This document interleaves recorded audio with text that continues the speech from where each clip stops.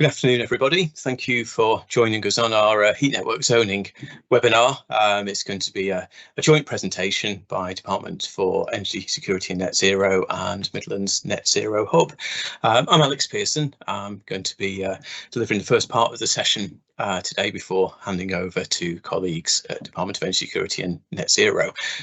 Just a quick little bit of housekeeping, really. We're going to be recording this so that we can make notes from there and do a questions and answers document, which we'll make available after the presentation. So if there's anyone with any objections to the recording, I suppose now's your option to hit exit. We'll be running through a very short part of the session before we get to the bit that I'm sure everyone's keener to hear about on the network zoning. Just a little bit for those that aren't aware, a little bit about ourselves here at the Midlands Net Zero Hub. So we'll have a brief intro, a quick look at some of the things we've been doing to support local authorities, and then we'll go straight into the presentation. What I'm going to do is flex a little bit on item 4 there in terms of some of the work we've been doing on heat networks, because I think it's really important that this is an opportunity to put your questions into the chat, and we'll feed some of them back to the department team today, and see what we can answer in the time that we've got. If the discussion's really good, then we'll probably hold fire on the examples of recent Midlands Net Zero Hub work, and we'll send that out with the slide deck if you're interested. So we'll flex on that last piece. So who are we? We're, for those that don't know, I'm sure quite a few people on the call probably do, but we're one of the 5 net zero hubs funded by the Department of Energy Security and Net Zero. They were called BAYS, if you remember that, in the time when we were set up around about 2018. We support organisations to identify and develop local net zero and energy strategies and projects. We've fed into quite a few carbon reduction plans. We've assisted with building level decarbonisation, as well as wider estate level plans as well. We have a regional officer in each of what were the 9 local enterprise partnership areas across the Midlands, stretching from Lincolnshire in the east through to the Welsh Marches in the west, and supporting and boosting capacity and capability on the journey to reaching net zero. Here's our geography. We're sort of that central belt there, as you can see, just stretching it across.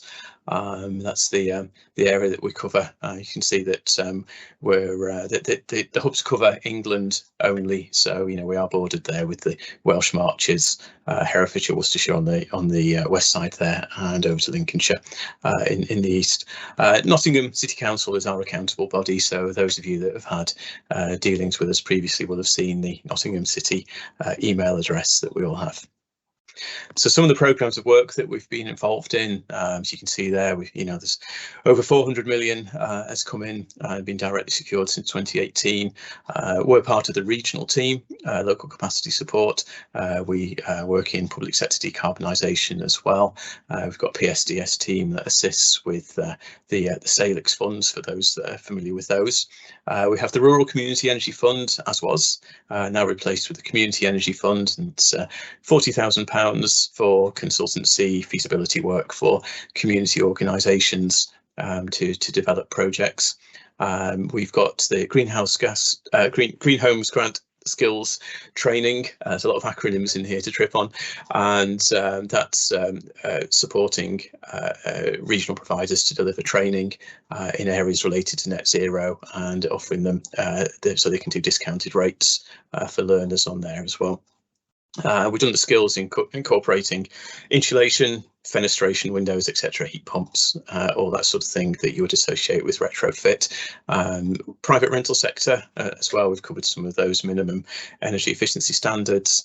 We have local energy advice demonstrator known as Leeds, which we're delivering as well.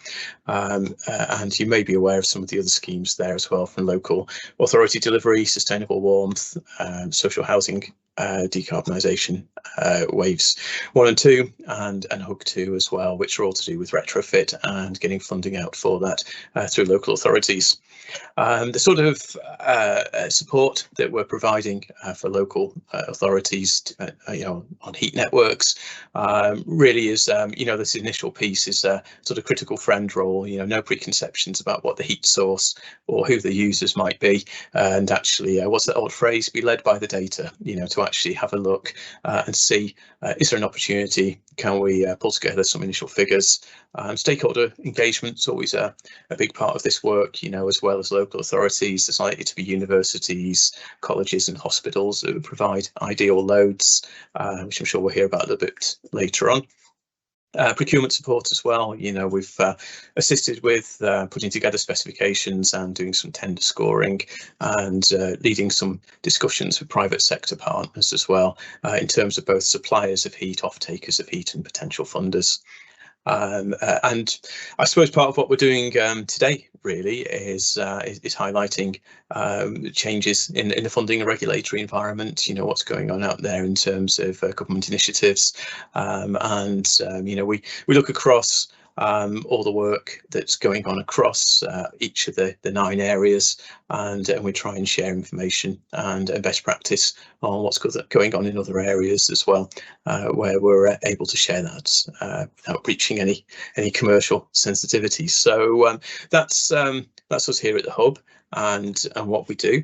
And now it's time I'll stop sharing and we'll hand over to the Department of Energy Security and Net Zero, and that will be Chris that's taking over from there. So Chris McBride, if I can hand over to you, please.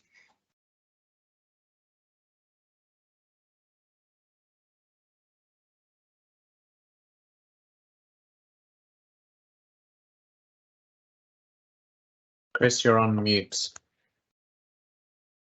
Rookie error, would have thought I'd have worked out that by now. Right, hopefully you can now all hear me and you can see the slides that I've got up on screen. So firstly, thank you for attending today. It's great to see kind of so many people joining and wanting to engage and find out more about this topic. I guess first, as a bit of context for this, we're talking about heat network zoning today and the consultation that is currently live. But I guess this is in the context of heat being responsible for about 20% of the UK's greenhouse gas emissions. So to kind of meet our legally binding net zero target is going to require the decarbonisation of like virtually all heat in buildings. So this is something that everyone is going to need to consider in one way or another, and heat networks are going to be an essential part of delivering that, especially in kind of built up urban areas. So I'm going to kind of talk about the big picture of what we're trying to do with zoning, and then also joined by my colleague Alistair, who's then going to talk a little bit about kind of, I guess, what the most relevant bit of the consultation is for probably people on this call. I think the key thing to note is that no one actually has to do anything right now. This is all about preparing for and getting ready for heat network zoning coming in 2025, making sure it's kind of being built into your plans and your thinking, and you're familiar with what is coming down the track. So I move the slides on. Oh, right.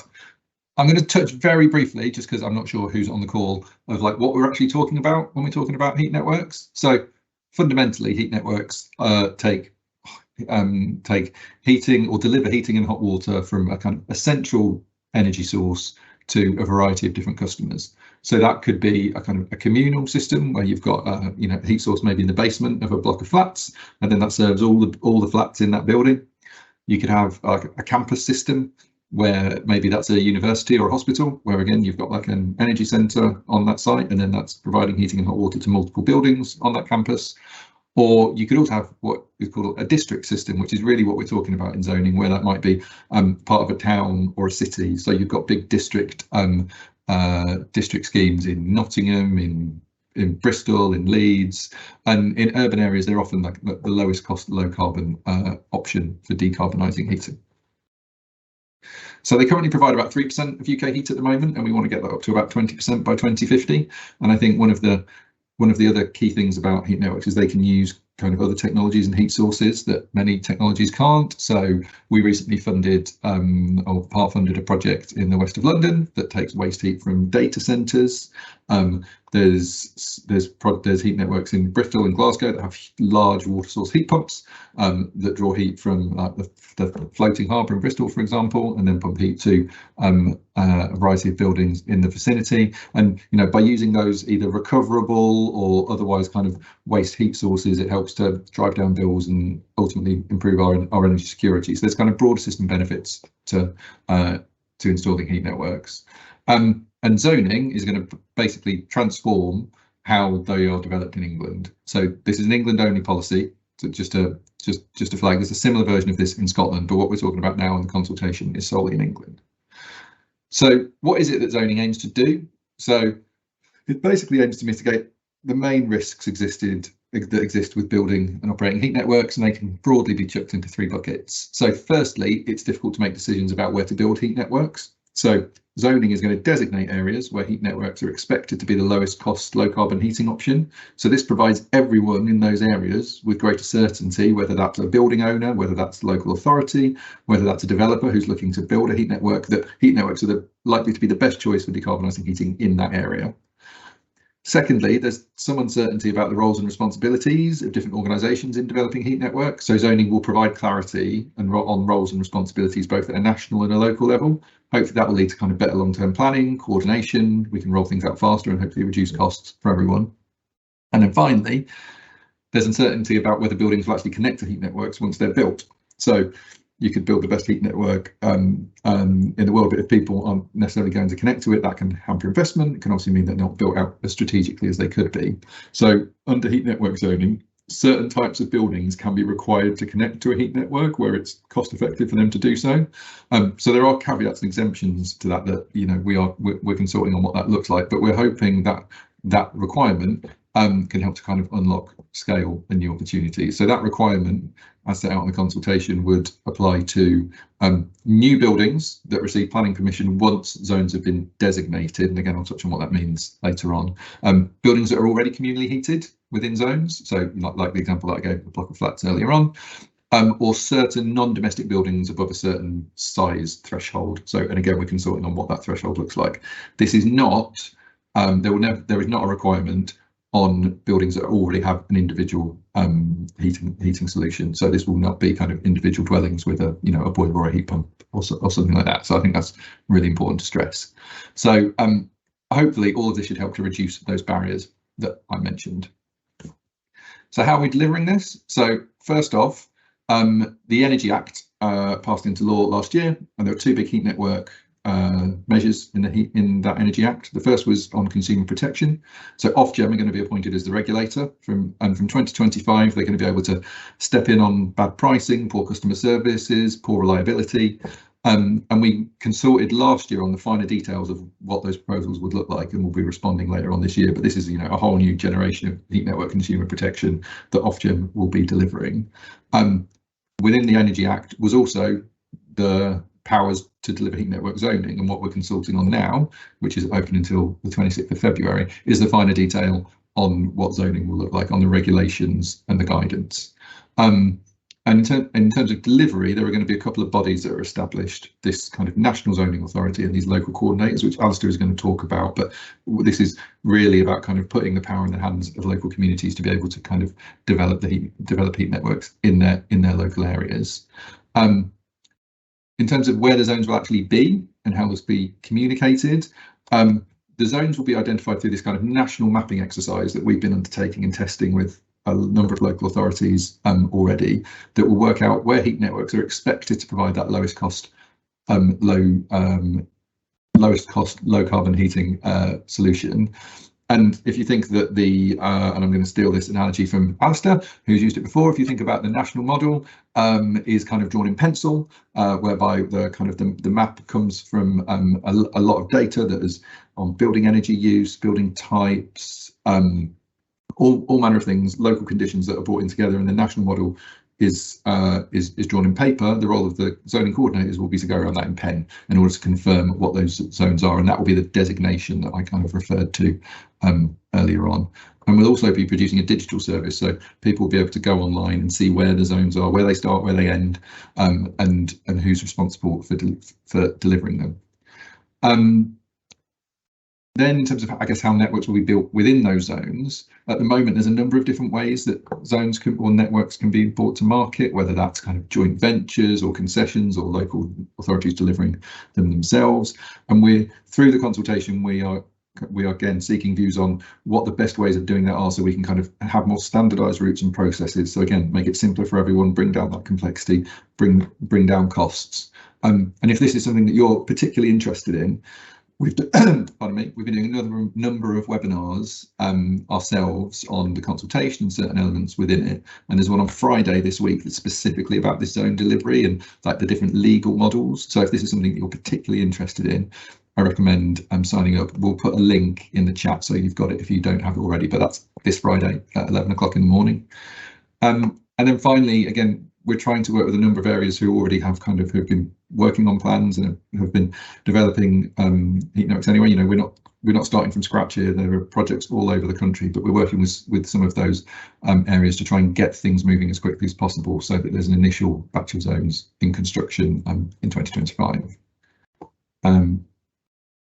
I mentioned the map, and I thought it's helpful just to kind of share this, hopefully it just brings it to life slightly. So the orange dots are the potential zones. So this is an initial run of the national zoning model. It's in the consultation. That it's not finalised, but it's an initial run of the model that hopefully demonstrates where we expect these zones to be. And as I said, it kind of uses all kinds of data about the size, type and existing energy usage, and kind of pitches that against the counterfactual, which is normally an air source heat pump, in order to identify these zones where we expect heat networks to be the lowest cost, low carbon solution. And this model would then be taken forward by those local zoning coordinators to, draw around them in pen and then work out where zones would be developed in local areas. And as I said, we've been working with a number of towns and cities to test and refine this to make sure it can account for local conditions. And this will go through a rigorous quality assurance process before being finalised. We want everyone to kind of buy into this model, to believe it, to understand how it kind of comes to the outputs that it gets to, so that the process of local refinement is as streamlined as possible. So we're now consulting on, as I said, the finer detail. This is open until the 26th of February, and this is going to influence the regulations and the guidance that will help make this a reality that will have to be introduced to Parliament later this year. The consultation, there's a lot to it. I think it's fair to say there's a number of different areas, whether it's like what those zoning bodies look like, what these requirements in zones for buildings or for heat sources or for the companies operating the networks are going to be, as well as how zones will be designated and delivered. So we're not going to run through all of that today, because in the interest of time, but we thought it might be helpful just to focus on probably the main one of interest to you, which is the zoning bodies, which Alistair is going to walk through. And I guess the other thing I should just say is, please do respond to the consultation if you have the time, energy and resource to do so. And if you do want to, don't feel you need to answer every question. If there's only 3 questions that you think are relevant to you and you want to respond to, that's great. We want to hear those things. Don't feel compelled to respond to the whole thing. But I will hand over to Alistair now, who hopefully won't be on mute like I was. Thanks very much, Chris. So as Chris mentioned, this is a very exciting opportunity, and we tried to tailor the information that I'm going to talk about to what we expect to be the audience on this call. But as Chris said, there's a consultation out, and there is, even if you've only got 5 minutes, there's a summary page linked to the consultation. You can quickly get up to speed on all the different areas of the proposals. But we're going to focus in on zoning bodies, who there's 2 of them, and they're going to help us deliver zoning in a smooth and efficient way, so consumers and business get access to low cost, low carbon heat, and there's plenty of opportunity for investors, and local authorities feel supported. Because we're aware that there are some big challenges, as is outlined on this slide, that this is a big change for organizations, but if it's well managed, then it should be smooth. And as I've said, there's going to be lots of benefits through cheaper, greener heat. We also want to get supply chains excited and ready to provide this and to exploit the opportunity. We think there's a big well, we know there's a huge potential to invest in this sector and provide lots of local jobs. And of course, that ties into wider investment and capital schemes. So there are two bodies, one national and one local, that will look into this. We can go to the next slide. The national one is got a very exciting name because it was named by civil servants, called the Central Authority. And the easiest way to think about that is a team within the Department for Energy where we sit at the moment. That's our proposal for the time being. It could move elsewhere. But for ease, just think of it as a team sitting within the Department for Energy. And there's loads of expertise in the department already, and we're looking at how to build advice and guidance and models. So zoning happens in the places where it offers the best opportunity. We'll also produce forward look of where those opportunities will be, so industry and local authorities can get ready and be excited about it, as I talked about in the last slide. It's also going to standardize the route to market. Well, what does that mean? Route to market is the selection process to choose who will build the network. You know, it's picking the winner or winners of the rights, the opportunity to build and run the network within a zone. But, you know, there are many different ways to do that, and we're testing the consultation what we feel will be the best way, or a few of the best ways. And that way, industry has a few standardized processes that it will be interacting with, and local authorities or other bodies who run those processes will have a few options to go with, and it will take the stress out of it. I'll come on to zone coordinators in a minute, but the the Central Authority acts as kind of a backstop. So if there are issues with what's happening locally, the Central Authority can intervene and support and advise. If stakeholders don't like decisions that are taken about zoning locally and they want a second hearing, they can, for example, come to the Central Authority.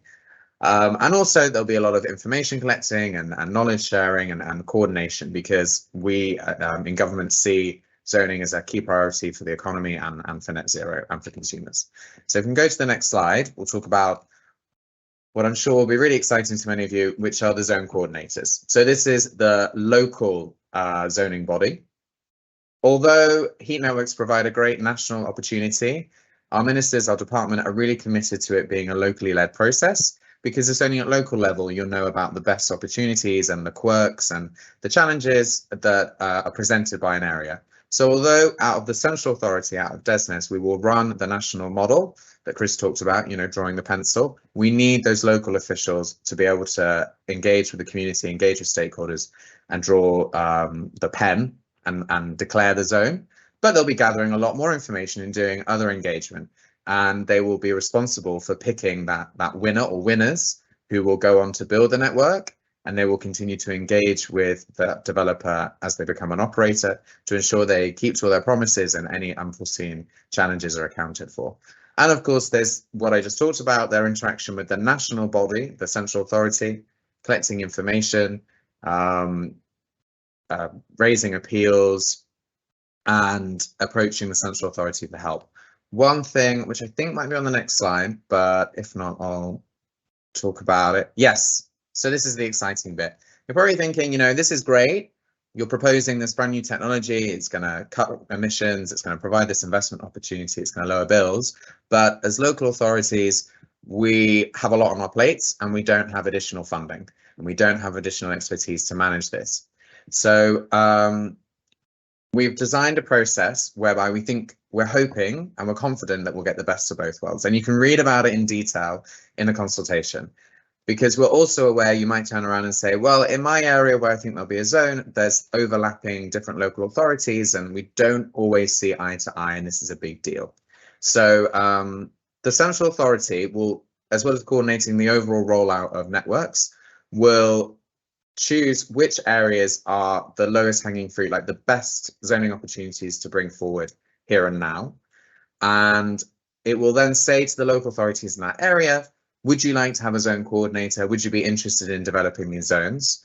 And given what they say, it will assign, the Central Authority will assign a zone coordinator to whichever level or levels of government best suit that area. So, you know, the whole of the West Midlands Combined Authority might say, yes, we want to be one zone and we want one zone coordinator team.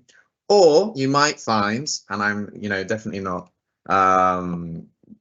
that this is just made up. Like you might find that like most of the area wants one thing, but then Solihull and Wolverhampton want to go separately.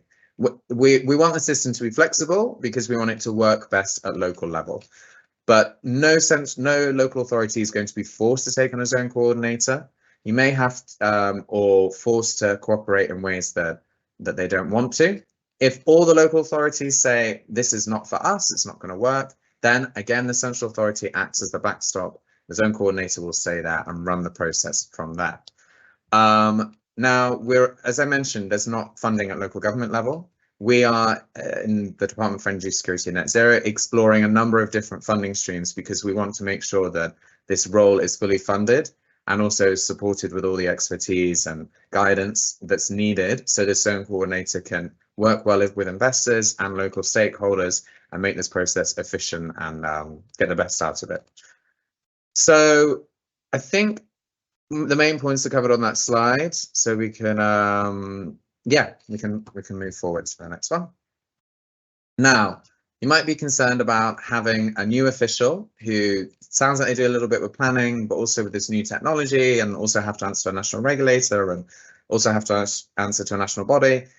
We want to make sure that the zone coordinator can act locally and be accountable locally, but also that there's no actual or perceived risk of corruption, but they also have access to the best expertise from industry, and that they also engage with the whole range of stakeholders, because everyone uses heat and everyone's going to be seeing this big change in their community. So within the consultation, we talk about the principles and the requirements for the governance structure for zone coordinators.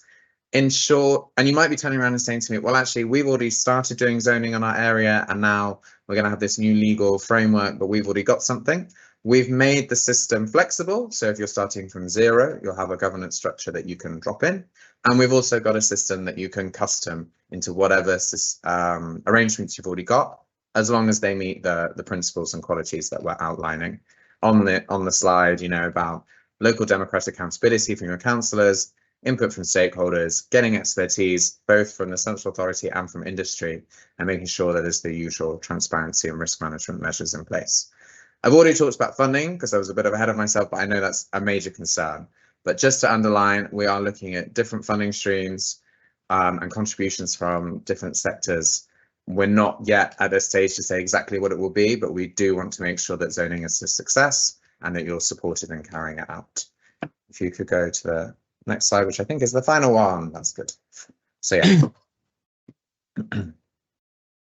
Great. Thank you, Alistair. That's fantastic.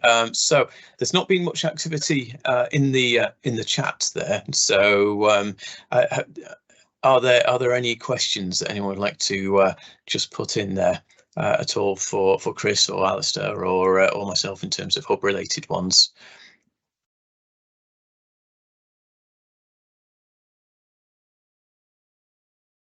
Nope, we're not getting much in there. I thought there would be questions around funding really, and where the coordinator would actually kind of physically sit. Would they be embedded in the local authority planning department, or would they be kind of seconded in? Is there any sort of thoughts on that at all, either Chris or Alistair? So that's a really great question. To be very transparent, we're between two models. We could have a bank of staff that we keep we don't physically keep them, but we are held by the central authority, and then we deploy them as necessary. That's really useful because then local authorities aren't trying to all hire the same people. And if then we can, they can flex how much is needed for each period. So, in your zone, maybe you only need a small amount of work to begin with, or in some periods, but then there are other periods where you actually need 2 officials and you need that support. That will allow us to do that.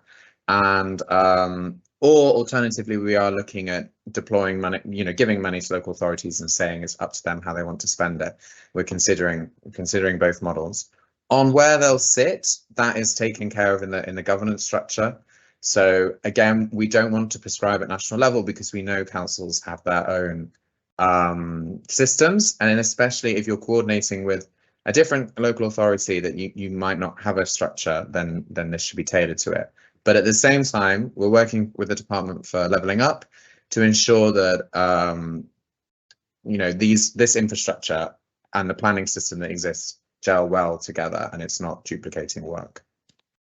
Fantastic, thank you. I hope that's useful to some of the others on the call. I've got another question. I'm not sure if these are coming up or not, but I'm getting some through on my Teams from colleagues who are on the call. So if I might relay one of those, for some reason it's not coming up on the Q&A, Catherine. I'm not sure why that is, but on the map that we saw briefly earlier, there was some gaps in terms of geographical information about heat networks and things. Is that going to be part of the zone coordinator's role to seek local knowledge and fill in those gaps to provide a fuller picture? Is that what the thinking is at the moment? Either Chris or Alistair, if you have any comments on that one. Sorry, my signal broke out there. You're saying there was a map in our slides where there was a gap? Yes, just where the gaps are in terms of knowledge of heat network provision in the zones. Is that going to be where you were saying about the coordinator going in pen? I think was your phrase, wasn't it? Yes.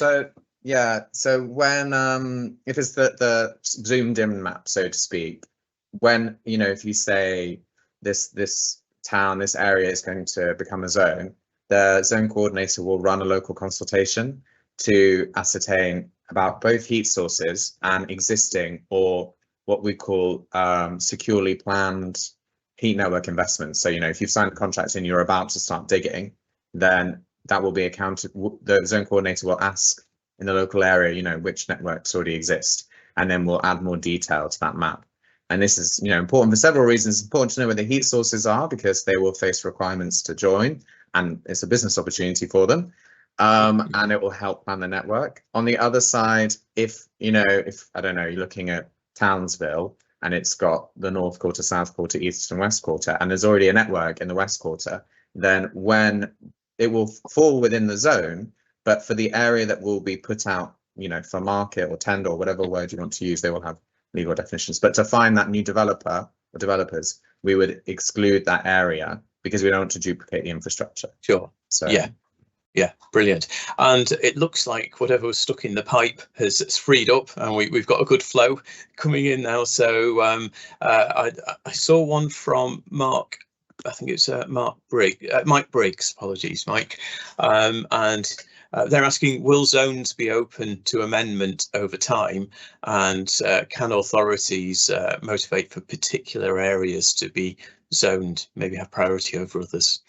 Yeah, we have processes in place for zone review, and that could make it bigger or smaller.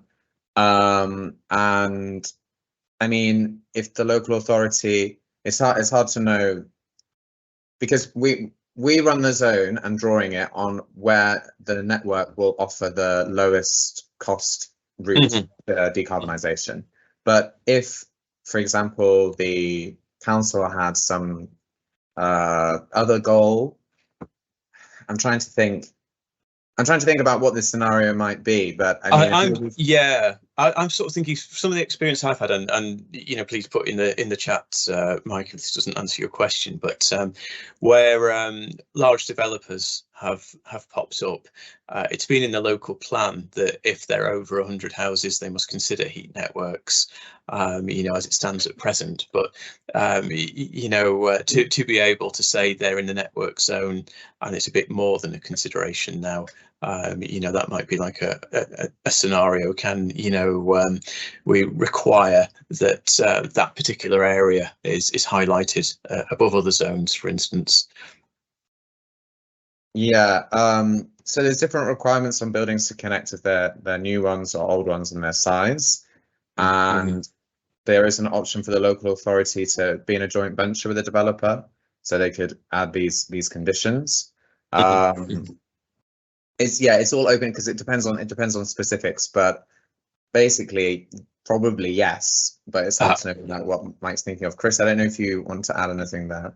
No, I think I'd just go back to that point that I guess the intention of the model is to identify where those are the areas where are going to be the lowest cost. So by definition, if it's not zoned, then based on the work that has been done, we do not believe that it's necessarily the right option for that. Now, that doesn't necessarily mean that the local authority might, as you said, have other goals or want to take forward it in other ways, or put forward an alternative, I guess, proposition. But I guess it's not dissimilar to the gaps question. It's like what we're hoping to do with zoning is to identify those areas where actually we think they are going to be the best option, and help organisations make that decision. So if they're thinking, well, we want these areas to be zoned, the starting point would be, well, why isn't it zoned? And then interrogate data from that perspective.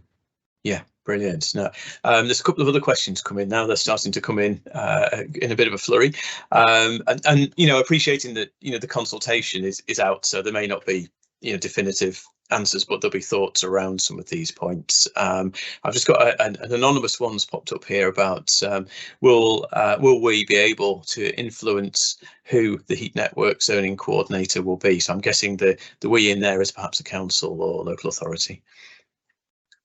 Yeah, definitely. The local considerations about where you want your zone coordinator and where you want those different zone boundaries to be will be taken into account.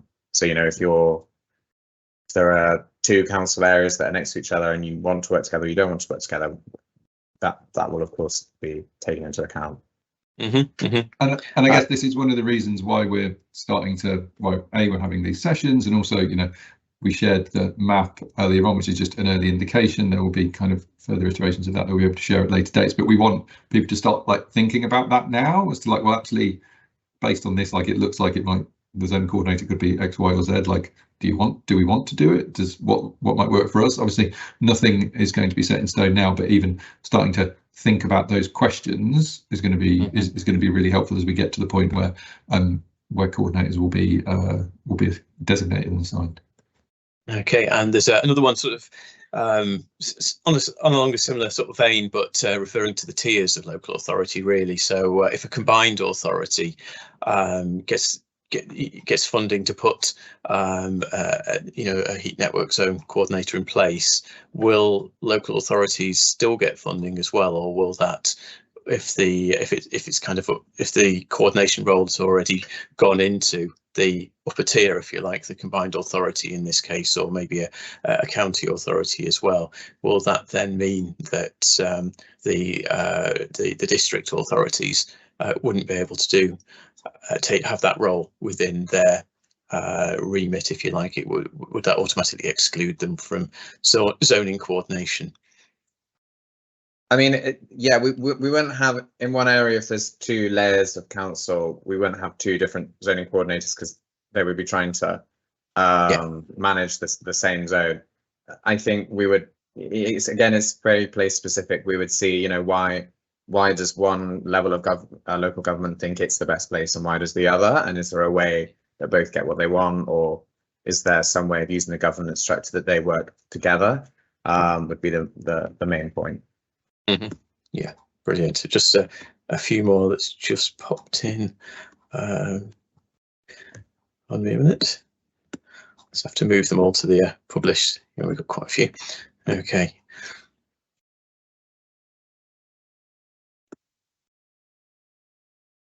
Oh, sorry about this. My scroll's not. I can pick up the question on the heat sources if that's helpful. That would be brilliant. Talks about data centres.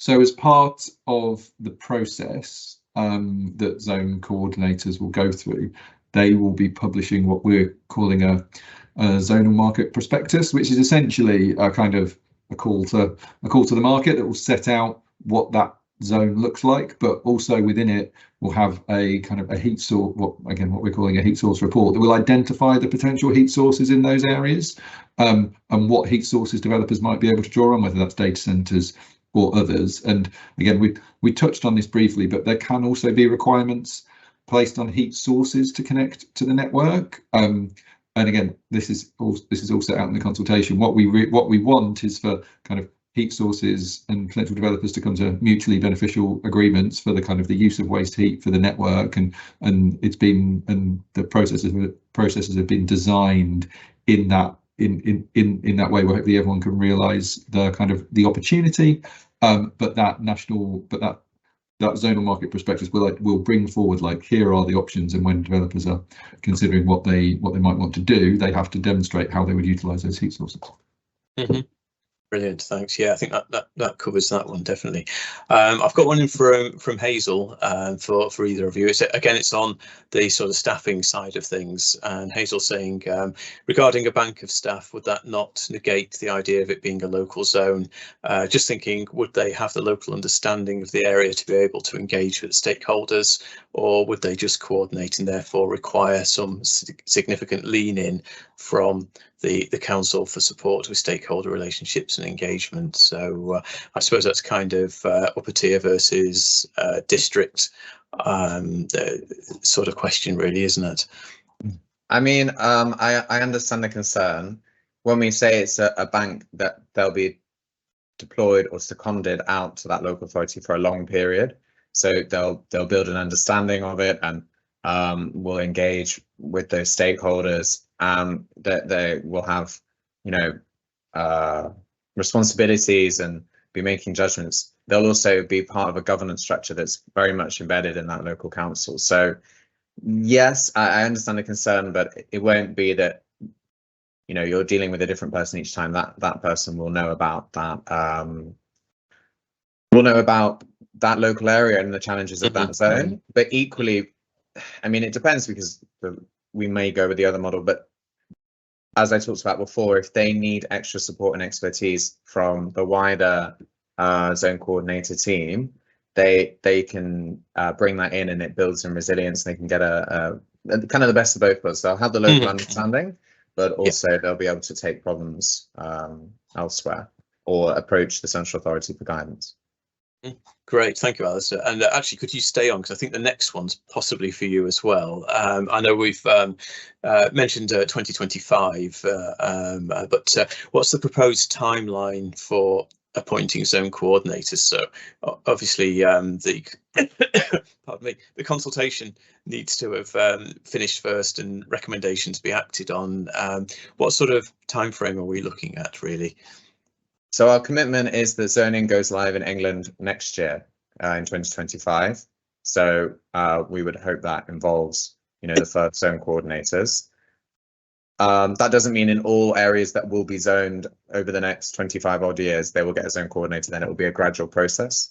So we talked about the pipeline. So the first dozen, or it could be more, it could be less, it's hard to say at this stage, projects would get their zone coordinators, and in the following year, you know, a few other areas would be cited as great places for zones, and they would get zone coordinators, and so on and so forth. So first one's from next year, but that doesn't mean if you don't get one next year, you won't get one at all, if that makes sense. Yeah, brilliant. Okay. Yeah, it makes it a gradual rollout. Yeah. I don't know if you can see those questions, Alistair, but there's another anonymous one about the longer term vision of zone coordinators past heat zone delivery. So yeah, I mean, yeah. No, I'm happy to take that one. A zone coordinator, the majority, you know, there'll be a lot of work up front to get the zone designated, engage with stakeholders, understand the lay of the land, and then run that process to select the developer or developers to begin building it. But that's not the end of the story, because they'll have to make sure the developer holds up their end of the bargain and keeps to the promises made, and any challenges that come up, that's dealt with in accordance with the national guidance. So with the question saying past heat zone delivery, I mean, once the network's up and running, hopefully there shouldn't be any problems, but the zone coordinator would still have legal powers to step in if there were to be. And again, if the zone needs review, expanding, or there's an area that we just find is not actually the best option to have heat network zones, it would be reduced. It's also important to remember that all of this is backstopped by Ofgem as the regulator across GB. So for kind of more general consumer protections, both inside and outside of zones, Ofgem would be the one to approach, and Ofgem will, for example, monitor prices across all networks, and you know, could, for example, flag if in one zone the prices had gone up and up, and they couldn't find a reason why. You know, that might involve work with the zone coordinator. So I hope that's helpful. Yeah, brilliant. Thanks. Hope that's answered the anonymously posed question there. The next one possibly might be one for you, Chris, or Alistair, depending.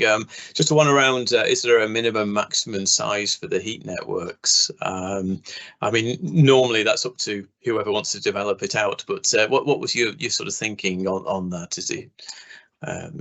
So I think on the development on the development of the national model, obviously that has been devised to kind of essentially like pull out any zones that would be so small as to be pointless and, you know, not necessarily economically viable. So the zones have been devised and developed to kind of identify where there are kind of viable zones that are economically viable, because if you just go purely on the model, it will, you know, tiny zones that, you know, just don't actually make sense in reality. So that has certainly been devised to on that minimum. I guess by maximum is kind of a point for developers, but you can kind of see from that indicative map that there are some quite sizable zones there that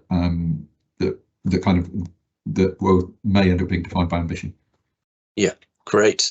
And then I'm not sure who wants to answer this one, but we've got one about the influence that external stakeholders will have to zone boundaries and requirements. And the consultation says that the zone coordinator will work with local stakeholders.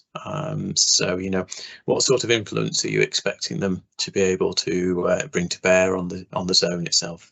Well, I mean, I can start on this. I mean, this is critically important, is that, you know, this is going to be kind of a large infrastructure project that is going to need public support and is going to need the buy-in of people for that. We want people to be kind of excited about this opportunity and to reach out to those local people. I mean, set out in the consultation are a list of statutory consultees that zoning coordinators would have to consider. And I think we seek views on like if people think we've got the right list of statutory consultees. So that would certainly be kind of a really important part of the process. As we've reiterated several times, you know, we want this to be locally led. We want this to be locally driven. There's this kind of national framework that we hope will enable local authorities to be able to deliver what is needed in those areas and driven by them. Great. No, that's brilliant. Thank you for that. And there's another one here about zone coordinators. Will they be able to procure support from consultants to deliver the work, or, you know, would you be looking for the coordinator to have those skills in-house, if you like, with themselves and not need to procure out? We're hoping that the central authority will provide consistent guidance and expertise, so the zone coordinator will be empowered to take those decisions. We do use external support and expertise at the moment to help with our policy work, because we want the best from industry, because that will improve everything. We're not 100% decided on how the zone coordinator will use that going forward, but we imagine there'll still be a role for industry to advise. And in the zone governance, the zone coordinator governance, for example, we do want to be able to have zone developers feeding in, but obviously not having a casting vote, because there'll be a conflict of interest. But being made sure that their views are heard, and that will actually inform other stakeholders in that governance structure. But yeah, I'm not going to give a 100% definite answer on, you know, how much funding they might have to approach stuff. But we want to make sure all their decisions are well informed, but also cost effective and efficient. Great. And are there any plans within the consultation and just within the wider thinking to kind of bridge the skills gap for LAs to you know, upskill planning officers on, you know, what's going on with the zoning and you know, how to interact with the zoning coordinator perhaps? So I think part of that is going to be a role for the central authority to be providing as much resource as possible to kind of ensure consistency and helping to identify the skills. And then, like, I guess the other element of it, which I guess is more like the preparatory work and how we get you know, broader planning colleagues, elected officials and others kind of ready and understand what's going on, is going to be an ongoing thing, and something that, you know, we're actively thinking about how that can work, and, you know, how long that is going to be and where we need to prioritize it, and, you know, all of the things that kind of come out right in this chat. So I guess the answer to both those questions is yes, and what we need to work out is like where we need to do that and what those priorities are. And this is, you know, we're doing a number of calls like this. We had a meeting yesterday with the Northwest net zero hub where a similar question was asked, and it's certainly something that we're kind of in the process of thinking about. And I think, you know, elected officials is going to be a really important one, and making sure that that is kind of pitched at the appropriate level. Great, thanks. No, that's really good. The 5-minute warning is flagged up, so we'll just pick just a couple more out of here. I think someone's just put in the questions. I may have misinterpreted the 2-tier question, and it was more about the funding for these officers and resource. You know, if there's combined authority, you know, the more local authorities, the districts, etc. You know, is that you know, could there be devolved funding? I think is the end part of that particular question. Sorry, I've managed to pull that up now. I'll read that properly. I think I rather garbled that one. Yeah, even if a higher tier authority was a zone coordinator, then would there still need to be a role for the local authorities? So could there be devolved funding, is what the anonymous questioner was asking there. Yeah, I think I can see that hit. So just so I'm clear, the higher tier authority is the one above the local authority. Yeah. Again, the zone, if the local government bodies have overlapping areas, then we won't have overlapping zone coordinators. There would just be one zone coordinator, and we would have had a discussion with the local government bodies about where that level should sit. And if they want to work in collaboration, that would be built into the governance structure and the understanding. So, you know, funding still could get down to a lower level of government body, if that's the question, or resource in the form of a deployed zone coordinator. But again, it's all dependent on what is seen as the best way of managing that area under a zone to get, you know, the zone built quickly and at cost. So yeah, it's hard without specifics, but potentially yes. But there will never be overlapping zones and overlapping zone coordinators. Brilliant, thanks. Yeah, that's cleared that one. I think we'll just squeeze in one more, and then I think we'll have to wrap it up after that. Well, possibly two more, because there's one that I can answer really quickly, I think. But yeah, if there's limited heat sources available, would this still be a priority heat network zone? Are the zones based on demand for heat? I think that's a fairly easy one for either of you, isn't it?